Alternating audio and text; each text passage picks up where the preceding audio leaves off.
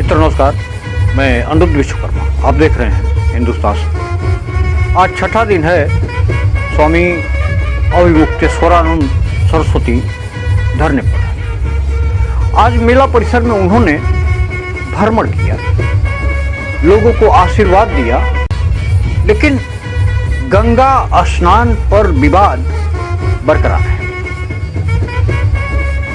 कुछ नकली सनातनी हिंदू और संत भी इस मामले में कूद गए हैं, जो सरकार का बचाव करते हुए देखे जा सकते हैं। तो वहीं माघ मेले में एक संत हैं, सतुआ बाबा जिनका नाम है, वो काफी चर्चा में है।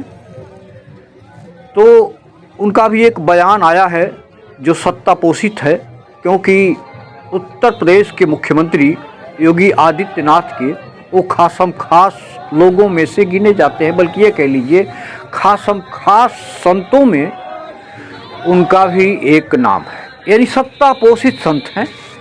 सतुआ बाबा के विषय में थोड़ा सा आप भी जान लीजिए।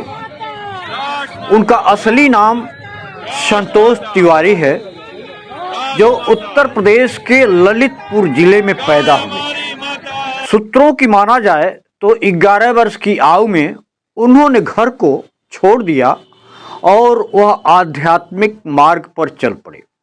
सतुआ बाबा का जन्म ललितपुर के मौसेरा गांव में सभाराम तिवारी और राजा बेटी के परिवार में हुआ था। जब वह घर छोड़ करके चले गए तो वाराणसी में उन्होंने ठिकाना लिया। वाराणसी पहुंच करके उन्होंने राम कथा के दौरान सन्यासी का रूप धारण किया। कभी कभी सत्तू खा करके गुजारा करते थे। लोग कहते हैं कि सत्तू भी बेचा करते थे, लेकिन असलियत क्या है यह जांच का विषय है। सतुआ बाबा के विषय में कहा जाता है कि विष्णु स्वामी संप्रदाय के सतुआ बाबा पीठ के 97 आचार्य हैं। 2011-12 में छठे पीठाधीश्वर यमुनाचार्य महाराज के निधन के बाद उन्होंने पीठ की कमान संभाली। वाराणसी के मरिकर्णिका घाट पर स्थित सतुआ बाबा अपने आश्रम में रहते हैं, वहां उनका आश्रम है, और काशी विश्वनाथ मंदिर के प्रतिनिधि भी माने जाते हैं।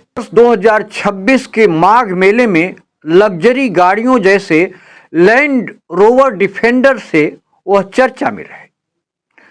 उनके पास पोर्श कार भी है जो लगभग 4 करोड़ की आती है। 3 करोड़ की लैंड रोवर गाड़ी है। सतुआ बाबा के पास एक प्राइवेट जेट विमान भी है। 50 करोड़ का उनका आश्रम है। इतनी संपत्ति मात्र 10 से 11 साल में कहां से आई, यह जांच का विषय है। लेकिन इनका जांच होगा नहीं, क्योंकि ये सत्ता पोषित संत हैं। ये सत्ता संरक्षित संत कभी सत्ता के खिलाफ बोलते नहीं हैं, जिस तरह से शंकराचार्य स्वामी अविमुक्तेश्वरानंद मुखर होकर के बोलते रहते हैं। तो इसलिए जो सत्ता संरक्षित संत हैं उनकी जांच नहीं होगी, उनके ऊपर कोई कार्रवाई नहीं होगी, लेकिन जो निष्पक्ष बोलता है उसके ऊपर कार्रवाई होगी। अविमुक्तेश्वरानंद शंकराचार्य को गंगा स्नान से रोका गया, बटुकों की चोटी उखाड़ी गई, पैरों तले रौंदा गया। उसके ठीक 2 घंटे के बाद सतुआ बाबा को लाव लश्कर के साथ गंगा स्नान करवाया जाता है। इसकी व्यवस्था की जाती है। पुलिस फोर्स बाकायदे अगुवाई करती है।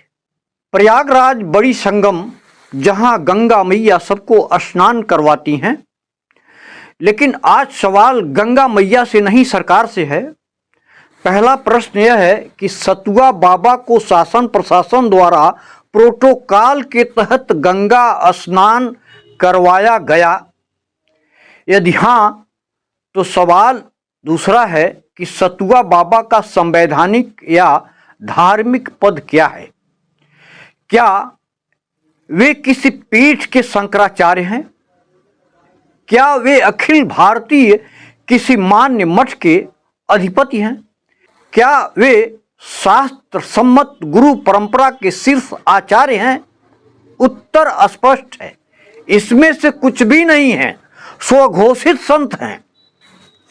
4 शंकराचार्य भारत में हैं, जो आदि शंकराचार्य की परंपरा के उत्तराधिकारी हैं, जिसका पद सनातन धर्म में सर्वोच्च बौद्धिक और आध्यात्मिक स्थान रखता है।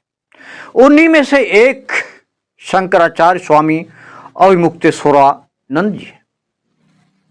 स्वामी अविमुक्तेश्वरानंद जी के गंगा स्नान से रोका जाता है। उनको नोटिस पर नोटिस थमाया जाता है। प्रशासनिक अपमान झेलते हैं। दूसरी ओर एक बाबा जिसका कोई संवैधानिक, शास्त्रीय या पीठाधारित दर्जा नहीं है, उसे वीआईपी प्रोटोकॉल के तहत विशेष व्यवस्था और राजकीय सुविधा लाव लश्कर के साथ गंगा स्नान करवाया जाता है। तो ऐसे में सवाल उठता है कि क्या प्रोटोकॉल श्रद्धा पर नहीं, सत्ता की पसंद पर तय होगा? क्या धर्माचार्य वही मान्य है जो सरकार को सुविधाजनक लगे? क्या शंकराचार्य का पद अब बाबाओं से छोटा हो गया है? अगर ऐसा है तो साफ कहिए, यह सनातन नहीं, सत्ता प्रायोजित धर्म है। शासन प्रशासन से सीधा सवाल है, किस नियम के तहत, किस प्रोटोकॉल के तहत सतुआ बाबा को गंगा स्नान करवाया गया? शासन प्रशासन से सीधा सवाल है, किस नियम के तहत सतुआ बाबा को प्रोटोकॉल दिया गया?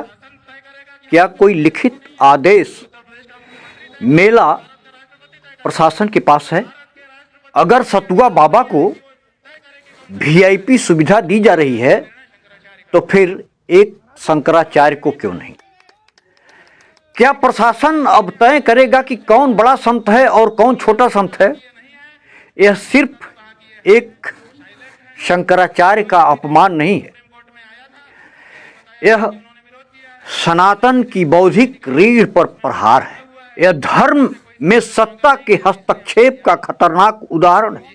गंगा सबको पवित्र करती है, लेकिन प्रोटोकॉल की गंदगी सत्ता ही फैलाती है।